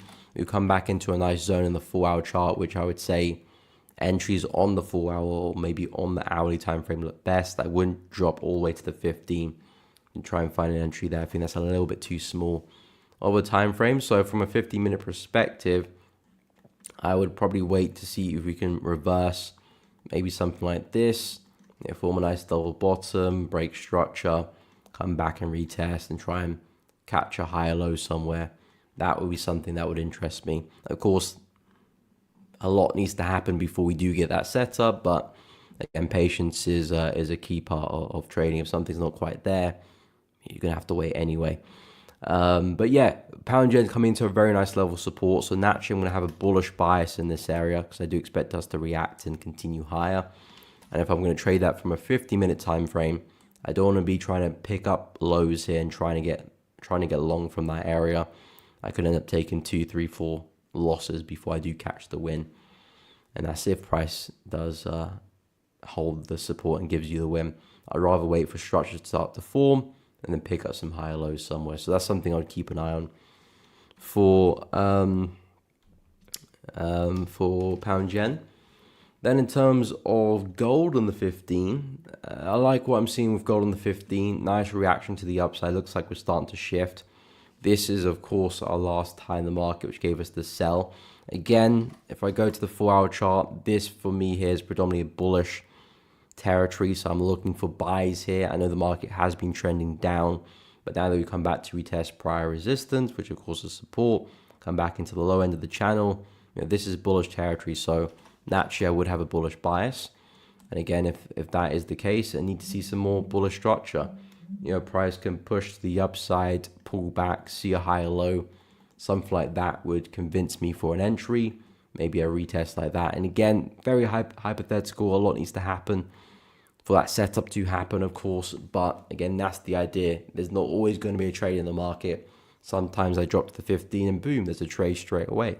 Sometimes I drop to the 15, maybe I have to wait a day or two for the 15 to actually look very, very good quality for a trade. And I would suggest that gold's in that situation. But yeah, I do think there's more upside to be had. Maybe price can come back and test some of these areas where all that momentum came from, past couple of days. So maybe you can go back and retest that. So hopefully that made sense. Aussie yen, pound USD, check, CAD yen. Okay. So like I said, for pound USD, because I was just on that, looking for more downside. I think in terms of a decent entry for this one, especially if you're looking like the hourly chart for an entry, if we could see price stab back into resistance there, I feel like that would be a nice place for an entry and for a short. And stops just above the high there. Very, very nice place for a trade. The market has had a few attempts trying to break through resistance here. Hasn't played out. Price has really failed to break resistance. So I do think we can sell off here and come back into support. So in terms of an entry for pound USD, need to push back into resistance for us to find that. And then, yeah, I think we can push down. Aussie yen, I am pretty bullish on. I do think there's room to the upside. We're coming back into some nice prior resistance will be turned support. We've been very, very consistent with these high lows. 1, 2, 3, 4, 5. I do think number 6 could form here, and then we could rally to the upside back into resistance and maybe further as well. So I think, yeah, Aussie yen, just keep a very close eye on to see how price develops in this area. Maybe price continues to break through. Maybe we respect it. If we do respect it, see some nice wicks, maybe a strong bullish engulfing candle, I think that would be a very nice place for an entry. And then naturally, I would expect us to drift back into 95.563. I am expecting this trend here to continue. And now we pull back into a very nice place where that trend could potentially continue. There's a good confluence there. So I'll keep an eye on that. CAD yen a bit more tricky because I'm still looking at pretty much the same idea as well. I'm looking for buys. I was expecting us to potentially hold this area. Didn't hold, prices breaking through. Doesn't mean we're bearish though, because this again is still the market structure I'm looking to follow. Swing low there, high, higher low, higher high, another higher low, and again another higher high. So as long as technically speaking, price doesn't break through the low here, well, I do expect us to push back up again. So I'm still pretty bullish with CAD yen, but the area I was looking to buy from, of course, just hasn't held well. So next area would be this zone here. Nice resistance. Didn't really act as support on the retest over here, but potentially could do now. And again, we're still above the swing high here, which is the important bit. So again, for CAD yen, looking to see what we can do here. I feel like that's a nice place for a buy. Risk reward looks very, very good. If price can do a good job at respecting this level and swing back to resistance, especially if you can probably find an entry on the hourly chart, could be looking at a massive risk reward there, 1 to 5 and maybe more. So there's a big swing to be had. I like the opportunity. Price did break through some resistance a couple of days back as well. Basically, coming from that double bottom, we broke to the upside. So I do think price is forming a higher low to potentially push further. So yeah, CAD yen as well. I do think a nice rally could be had, but maybe a bit more downside to test that zone first before we do push up. Happy to help ERG. No problem, Yusuf. Happy to help. But yeah, guys, that does bring us to the end of the stream. I don't really have any setups apart from pound CAD, which I got my eye on. Pound CAD looks the best to me. Risk reward looks very, very good for this position. So if I can see a good rejection here, I'm all in on this one. Well, that's not a good word to use. I'm not all in. I'll be managing my risk, of course. But this is the setup I'm looking for pound CAD. If I can see a nice shift of momentum, maybe a nice wick through the zone and a strong close, I'll be looking for entries there. The idea is that I'm looking for the next lower high here for the short. So that's the main opportunity. I will look to see if I can get involved. And if I do, I'll let you guys know. And of course, we'll go through it on stream tomorrow. But I will be live again later today on Trader Nick's channel. So maybe I do take the entry and we can go through it there. That'll be live in about an hour and 45 minutes. So if you are free in an hour and 45 minutes, head over to Trading Nick's channel and we'll be live there as well. If not, I will be live again tomorrow morning, same time as always, 10 a.m. to 12 p.m. UK time. So if you're free, pop in, come chat and say hi. And yeah, we'll have a good time and go through some charts. So if you're interested, check it out. But if you have enjoyed the stream today, guys, found it useful, informative, entertaining, educational, please be sure to drop a like on the stream. It does really help out and promotes the content. Subscribe to the channel and of course hit the bell so you don't miss out on any streams or uploads in the future.